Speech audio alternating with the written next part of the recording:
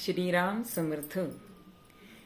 नमस्कार म्हणजे वंदन भक्ती आपण बघतोय.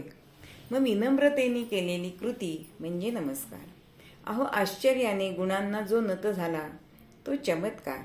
दुसऱ्याच्या कृतीने आपण वाकले जातो तो उपकार, आणि उपकार जाणत नाही तो अपकार.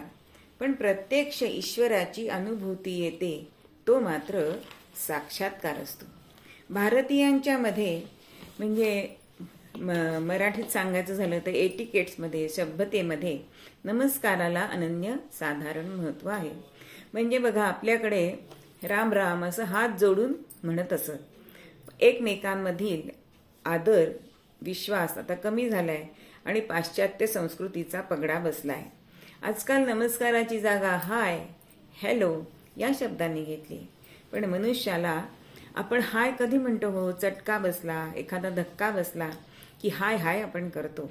पण हे शब्द नमस्काराची जागा मुळीच घेऊ शकत नाही. आणि म्हणूनच जीवनात आपल्याला असं दिसतंय की हाय हाय चाललेलं आहे. आज कोरोनाच्या काळात मध्ये सुद्धा आपल्याला आपल्या नमस्कारांनीच जागा दिली की नाही. प्रत्यक्ष संसर्ग होऊ नये म्हणून हात हातात घेणं टाळायला लागलेत की नाही.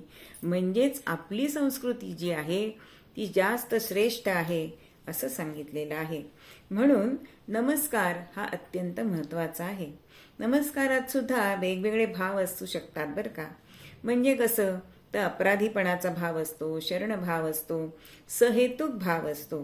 म्हणजे बघा, एखाद्याने आपल्याला ओळखावं म्हणून अगदी लवून लवून लवून असा नमस्कार करतात. म्हणजे त्यांना काहीतरी आपल्याकडून काम करून घ्यायचंय हे असतं. अपराधी भाव असतो. एखाद्याने जर गुन्हा केला असेल तर तो नमस्कार करतो, त्याच्यामध्ये अपराधी भाव असतो. आणि आपण सद्गुरूंना, भगवंताला जेव्हा नमस्कार करतो त्याच्यामध्ये शरणभाव असला पाहिजे. किंवा आपल्याकडे एक नमस्काराचा पद्धत आहे की हात जोडले बाबा तुझ्या पुढे, किंवा कोपरापासून नमस्कार. ह्याचे सगळ्यांचे अर्थ हे वेगवेगळे आहेत. परंतु नमस्कारामध्ये नम्रभाव हाच खरा म्हणजे सांगितलेला आहे. इथेच आपण आज थांबूया. उद्या पुढच्या भागामध्ये पुढच्या वंदन भक्तीविषयी आपण बोलूया. जर माझे व्हिडिओ आपल्याला आवडत असतील तर सबस्क्राईब करा, लाईक करा, घंटेचं बटन दाबा आणि ते सुहृदांना सुद्धा पाठवा. श्रीराम समर्थ.